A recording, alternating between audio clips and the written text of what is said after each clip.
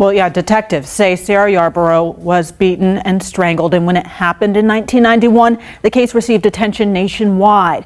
Over the years, 4,000 tips came in, but none of those tips correctly identified the suspect, who's now in custody. The sheriff's office says it's because of the DNA evidence and a number of determined detectives.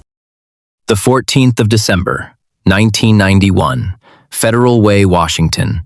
A Saturday morning in winter, still gray at the edges. A 16-year-old girl pulls into the parking lot of her high school. She is 45 minutes early.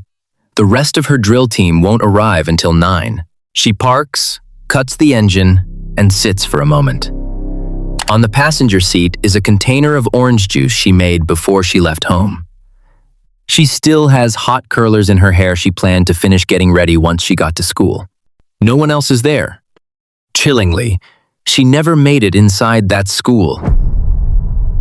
Her name was Sarah Yarborough, and the question that would consume investigators, her family, and an entire community for the next 28 years was not simply who did this, but how this was possible, in a country with courts and prisons and criminal records.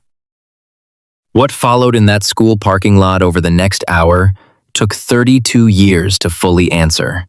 The man responsible had a criminal history stretching back to his teenage years. He had already been convicted. He had already been sentenced. How was he free on a Saturday morning in December 1991, within walking distance of a high school full of teenagers? How did he stay free for another 28 years after Sarah's murder? And the two bizarre questions he asked in 2019 during his arrest raised suspicions of further unsolved crimes. In today's episode, we discuss a case with deeply disturbing details involving the murder of a teenage girl. What you are about to watch is a real-life crime. Some details in this case might appear graphic and upsetting, so viewer discretion is once again advised. Welcome to the Classic True Crime Archive. Take a moment to drop a like, tap the subscribe button, and I'd love to know where you are watching from in the comments section.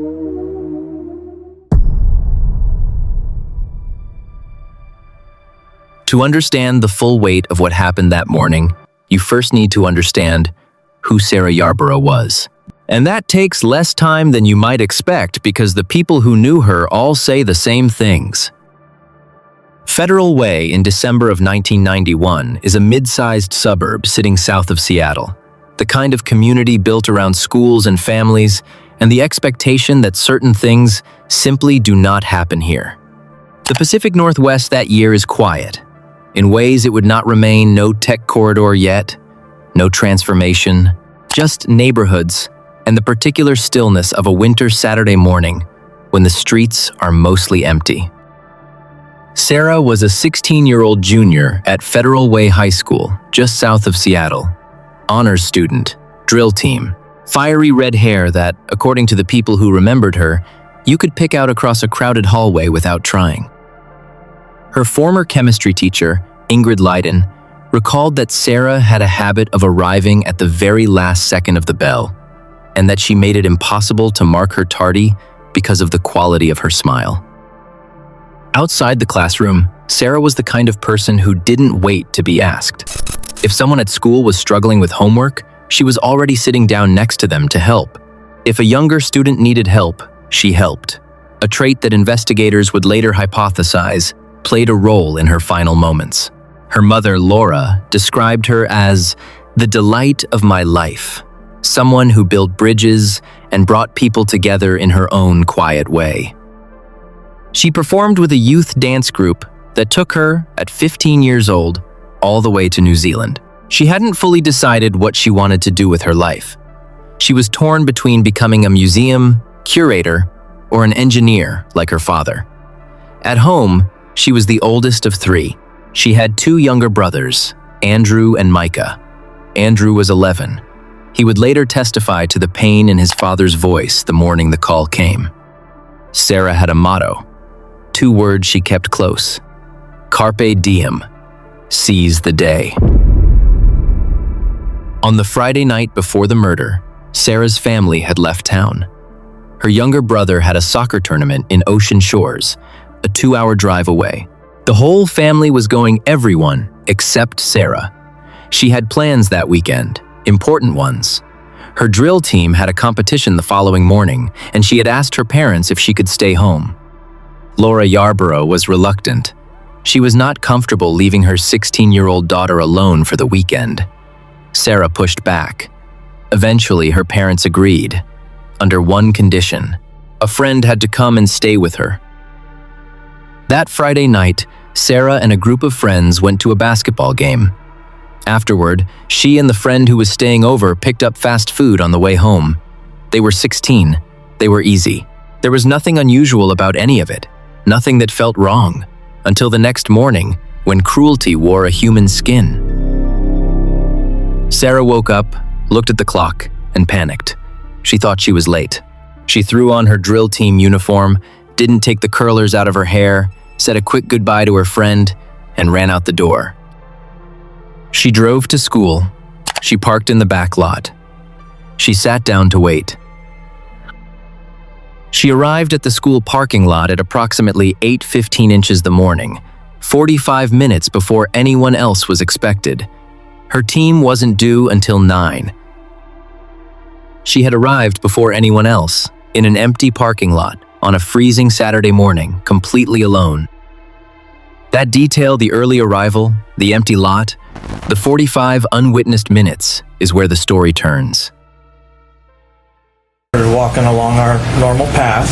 Andrew Miller is 45 years old now, but the morning of December 14th is one he'll never be able to forget. And then right when we got rounded the corner to the tennis courts, a man stood up in the bushes right where that gateway is, where the other side of the tennis courts is. And then, we just stopped because he's standing up in the middle of the bushes at that time of the morning. What's he doing there? It's pretty creepy. He and his friend Adam were on their way to a nearby grocery store parking lot to skateboard. Their commute interrupted. He squared off towards us. It was a few seconds of just staring at us, which is why we stopped walking, because he was standing there staring at us. I looked to my left, and that's where I saw Sarah. What investigators were able to reconstruct came from physical evidence, a morning jogger who saw something he didn't understand, and the testimony of two 13-year-old boys who were passing through the school grounds on their way to go skateboarding. At approximately 9:10 that morning, two 13-year-old boys, Drew Miller and a friend, were cutting through the school grounds on their skateboards, taking a shortcut they had taken many times before. Near the tennis courts, they noticed a man stepping out from the brush. He was wearing a long, dark coat. He looked directly at the boys, then turned and walked away at a pace that was not quite running, but was not casual either. Drew felt something twist in his stomach. Something about the man was wrong. He couldn't name it. He was 13. He told himself the man had probably just been hiding in the bushes to smoke. Nothing weird, just some guy. But he kept watching him. When the boys reached the spot where the man had emerged, they looked into the brush. A young woman was lying in the dirt. She wasn't moving. Her eyes were open. Drew Miller would later call the man who walked out of those bushes the most terrifying thing he had ever seen. Not the body, the man. The way those eyes had locked onto them and held. Steady, deliberate, like a warning. The boys ran, back across the campus, to Drew's house. Drew's stepfather grabbed Drew and ran back to the scene. When they reached her, they knew there was nothing to be done. Sarah Yarborough was found approximately 300 feet from her car, on a bushy hillside adjacent to the school's tennis courts. Investigators developed a theory about how she came to be 300 feet from her car. Given what her classmates and teachers said about her, that she was generous, instinctively helpful, the kind of teenager who would stop for a stranger, detectives believed she may have been approached with a simple request. Something ordinary. Could she help find a lost item? Did she know where something was? Something that required walking just a short distance. It was a theory they could not prove, but it fit everything they knew about her. The King County Medical Examiner would later determine the cause of death as ligature strangulation and blunt force trauma. Her own nylon stockings had been used. The first officers to arrive at that hillside were experienced people, the kind who had seen difficult things over long careers. What they encountered that morning was described in language that does not require elaboration. Pure, unadulterated evil. The scene told investigators one thing immediately and clearly. She had fought. DNA evidence recovered from beneath her fingernails matched biological material found on her clothing. Sarah Yarborough did not go quietly. She fought to stay alive. She was partially dressed. Her drill team jacket, bra, undergarments, and socks had been removed and placed in a pile approximately 3 feet from her body. Semen was recovered from her clothing, which would later provide the full male DNA profile necessary for the modern resolution of the case. Her car was still in the lot. The engine had gone cold. On the front passenger seat, the container of orange juice sat exactly where she had placed it, untouched, not spilled. There was no sign of a struggle anywhere near the vehicle, no broken glass, no marks on the ground. Whatever had happened, it hadn't started at her car. She had walked those 300 feet on her own. Investigators also learned something else that morning. A jogger running near the tennis courts had looked over and seen a man kneeling over a girl. He had assumed they were a couple in a consensual encounter. He kept running. He didn't stop. He didn't call anyone. By the time he understood what he had witnessed, it was too late. Within hours, police had 2 young witnesses who had seen the man's face. They had a composite sketch, a man described as white, around 6 feet, medium build, with notably uneven, rough skin, acne scarring, or something on the surface of his face that both boys noticed even at a distance. That sketch went public within days. It was posted in every store window, on every telephone pole, across every business in Federal Way. Tips came in by the hundreds, then the thousands. By the time the investigation was in full swing, more than 3,000 people had called in with names, with theories. Not one of them gave valuable information. The reason for that is not a mystery. It is a paper trail. And it begins 8 years before Sarah Yarborough ever drove into that parking lot. The King County Sheriff's Office opened a homicide investigation before noon on December 14th. What they had was, by the standards of the time, a reasonable start. 2 eyewitnesses and biological evidence recovered from the scene. A full male DNA profile extracted from Sarah's clothing. A sample that had survived the cold December morning in usable condition. What they did not have was a name to put to any of it. In 1991, the FBI's national DNA database, CODIS, was in its earliest stages. It would not become the investigative tool investigators depended on until later in the decade. And even when it did, it could only return a match if the person in question had already submitted a qualifying DNA sample through a prior conviction. A DNA profile without a matching entry in the system is, in practical terms, a description of someone who doesn't exist yet in the record. Investigators uploaded the profile. They waited. They chased more than 4,000 leads over the years that followed. They manually swabbed more than 200 individuals. Every single result came back negative. The profile sat in the database, unmatched, year after year. And here is the question that would come to define this investigation. Not just who the DNA belonged to, but why it wasn't in the system.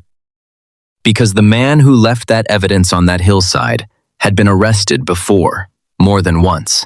He had stood before judges. He had been sentenced. His name existed in the criminal record of the state of Washington. So why, after more than a decade of searching, had the database never found him?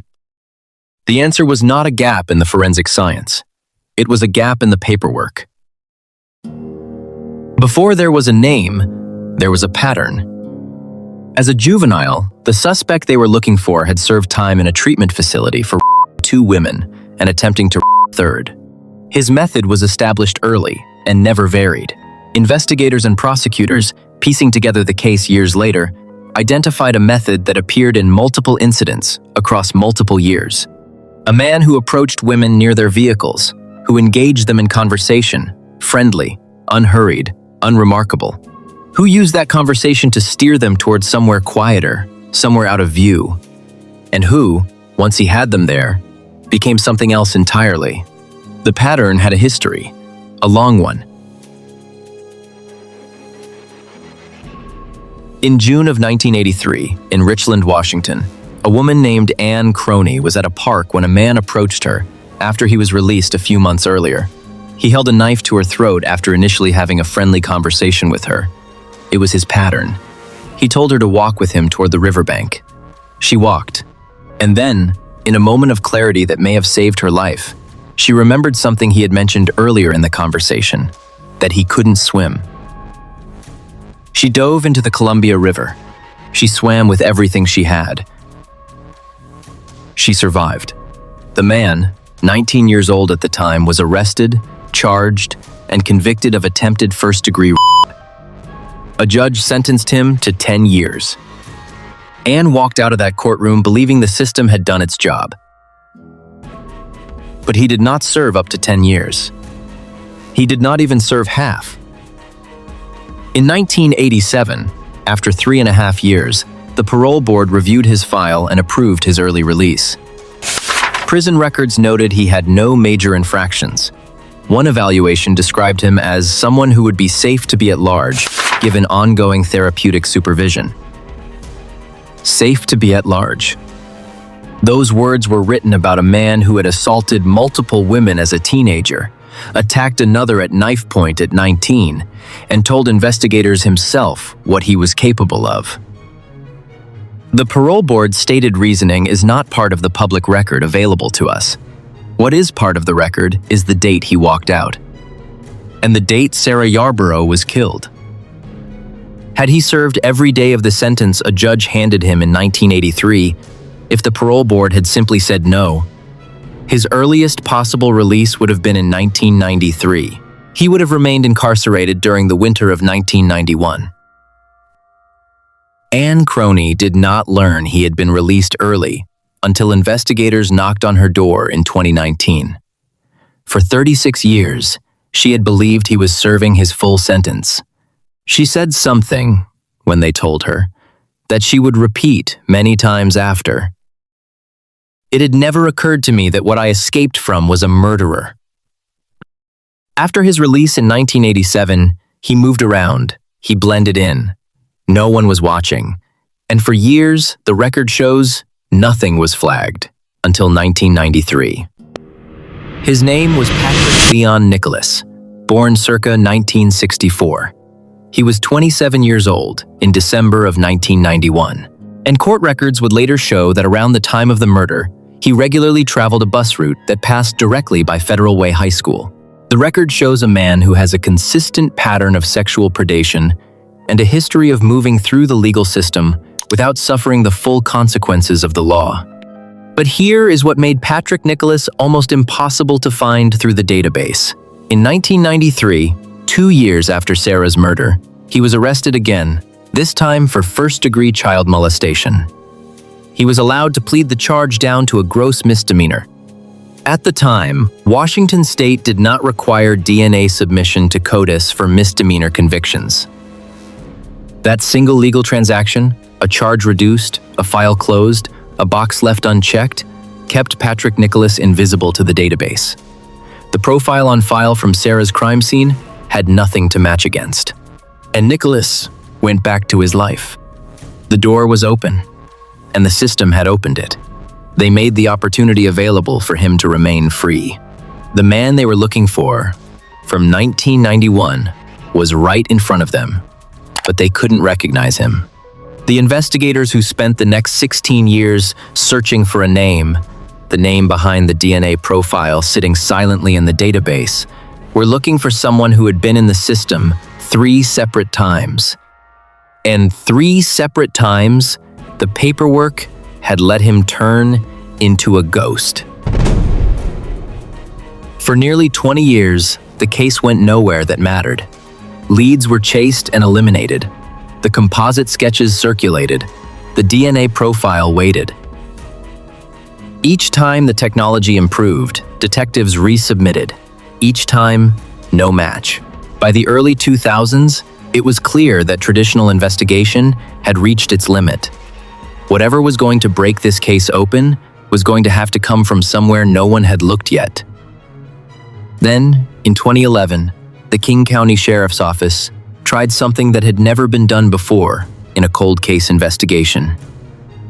Dr. Colleen Fitzpatrick of Identifinders International applied YSTR testing, a technique that follows the paternal line through generations, and cross-referenced it against the emerging world of direct-to-consumer DNA databases. Databases where ordinary people, curious about their ancestry, had voluntarily uploaded their genetic information. The trail she followed led back further than anyone expected. Generation by generation, the paternal line of the unknown suspect traced back to a family named Fuller, rooted in Salem, Massachusetts, in the 1630s, relatives of the Mayflower Pilgrims. A lineage stretching from colonial New England to a parking lot in Federal Way more than 350 years later. It is a strange thing to sit with. But there was a problem. The DNA pointed to the Fuller family.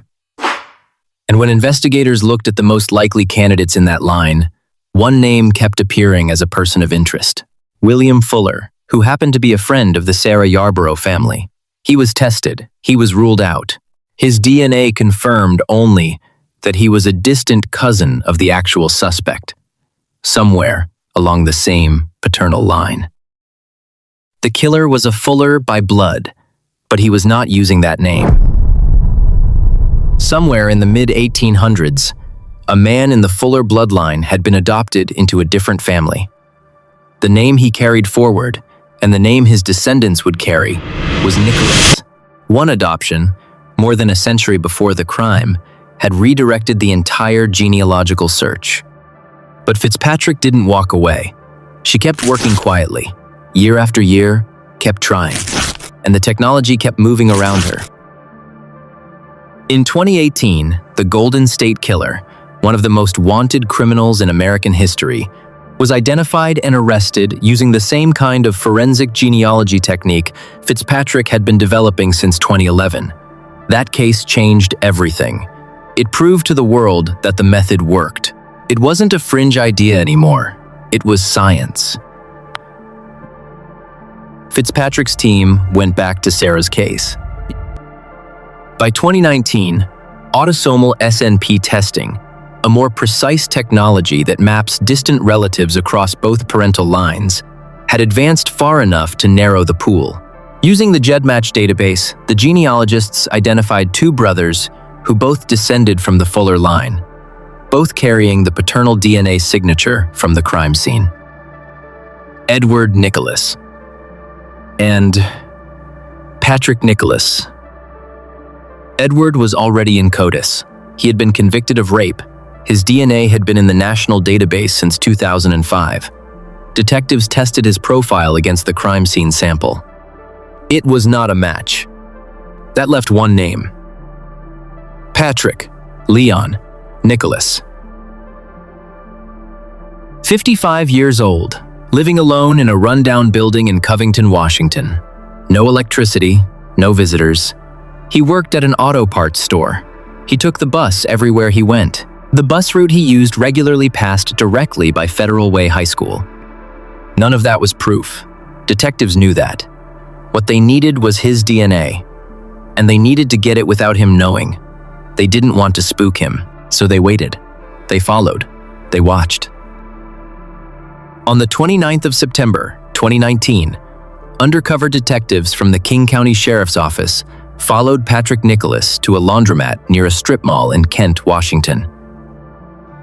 They watched him go inside with his laundry.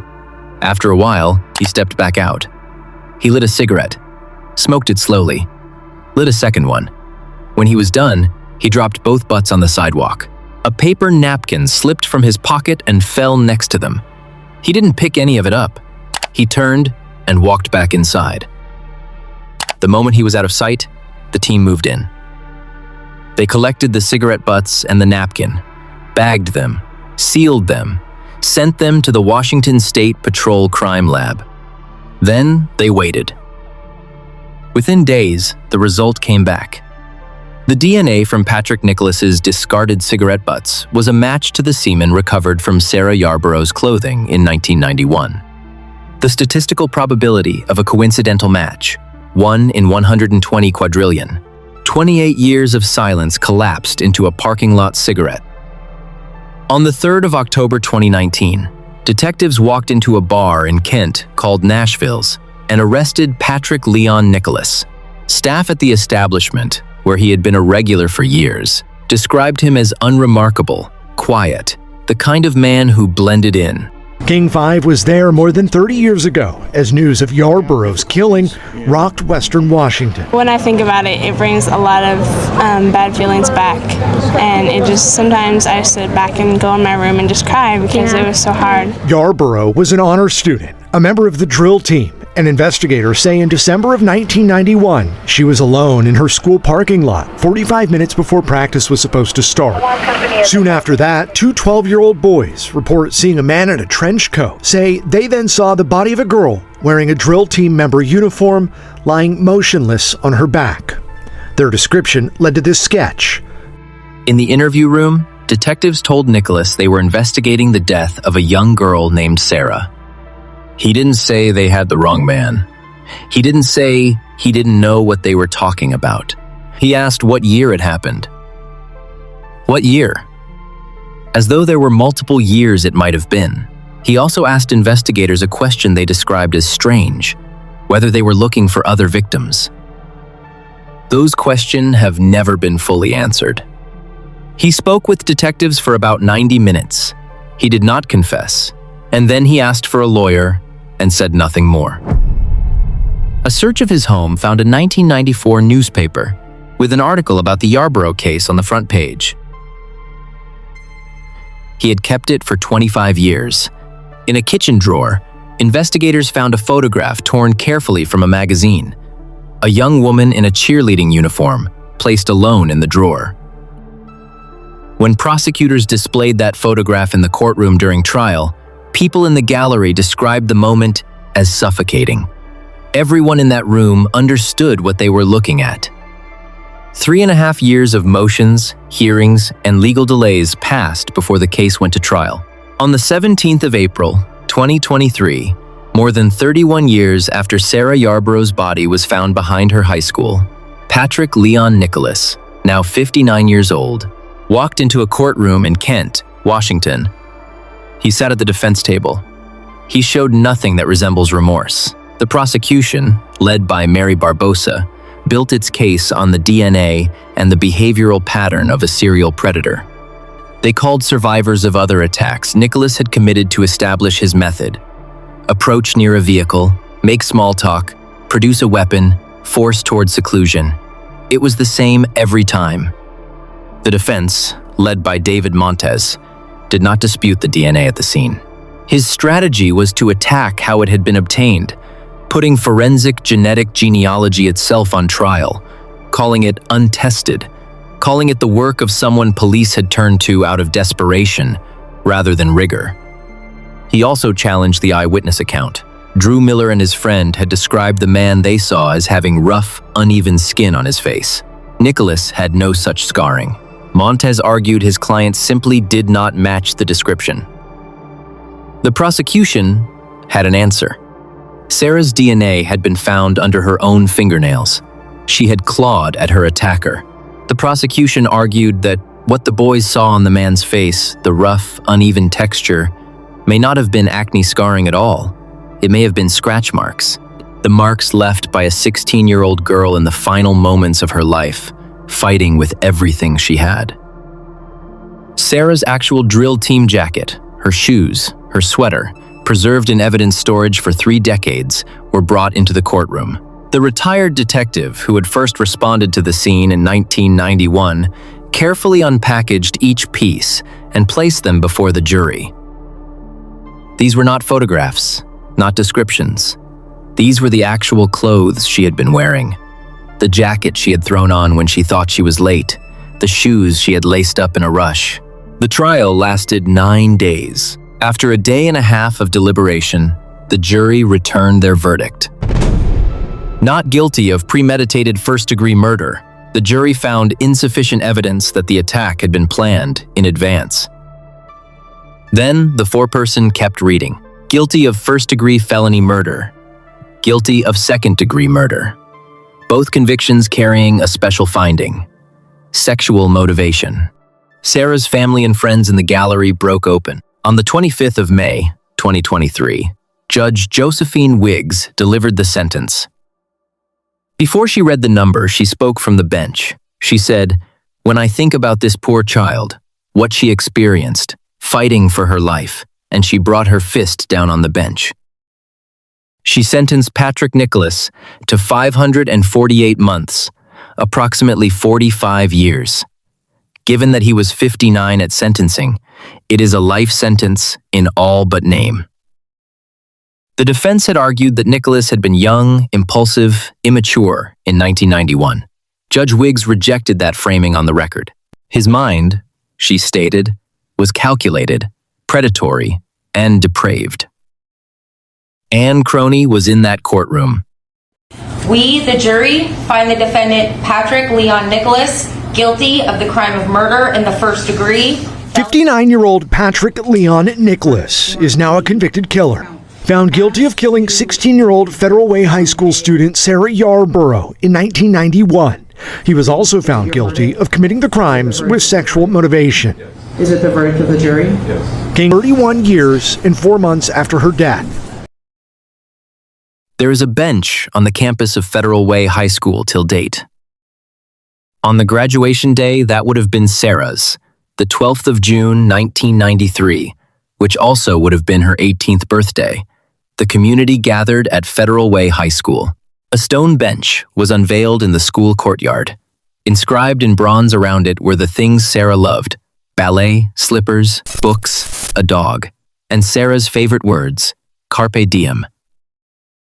A man named Bill Fuller had led the effort to build it. He was a close family friend of the Yaboroughs, and from the same lineage with Nicholas, someone whose own daughter had been in Sarah's class.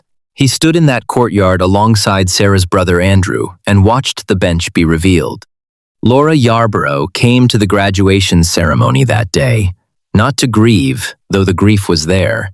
She came to sit in the bleachers and cheer for every girl who had grown up alongside her daughter. The girls walking across a stage Sarah should have been walking across. She cheered for every one of them, because that is what Sarah would have done.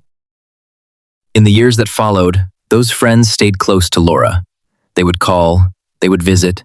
Some of them would check in before making major life decisions, asking if Sarah would have approved. Laura became, in some quiet way, a living connection to the girl they had all lost. Sarah's case did not just produce a conviction. The forensic genetic genealogy techniques applied here in 2011 were the first of their kind used in a cold case anywhere in the country. The methods pioneered in this investigation have since helped identify suspects in dozens of cases that had no other path forward. What does it mean when a system reviews a violent man's record more than once and finds reasons to reduce his charge, approve his parole, and send him back into the world? That is not a question this archive can answer, but it is one the record raises and leaves with you, and one Sarah Yarborough's family has been living with for 30 years. Sarah Yarborough was 16 years old. She would have been 51 inches, June 2026. She would have graduated that spring, the same ceremony her mother sat through in the bleachers, cheering for every girl who walked across a stage Sarah never reached. She wanted to go somewhere far away for university, somewhere she had never been. She wanted to see more of the world than Federal Way, more than Washington State. She had already been to New Zealand at 15. She was just getting started. She would have become a museum curator maybe, or an engineer, like her father. She hadn't decided. She had time, or she was supposed to. What was lost on the 14th of December 1991 was not just a life. It was everything that life would have grown into. The children she might have had, the work she would have done, the people, not yet born, who would have known her and been shaped by her without ever knowing how lucky they were. A single parole board signature in 1987 determined that none of that would exist. Anne Croney survived Patrick Nicholas in 1983 and has spent decades since ensuring her experience is part of this record. Her story and what it cost is worth knowing in full. If it raises questions for you about how we treat survivors, about what early release from violent crimes costs, the comments section is open for discussions. Until the next case, thank you for spending this time in the archive.